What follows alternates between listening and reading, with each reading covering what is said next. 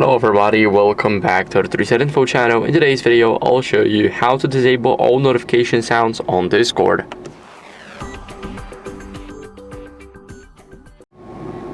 So first, what we're going to do is we're going to go over into user settings. Once we are in the user settings, we should go over and scroll to the notifications. So here we have notifications, we also get the sounds. And if you want to disable all the notification sounds, you just tap on this switch right here. So if you see, we got 3 switches turned on. So we have sounds for new message in the channel we're currently reading, and an incoming ring.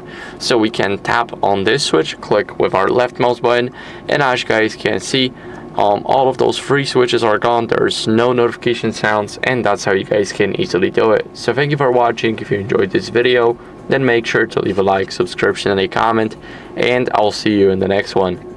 Bye.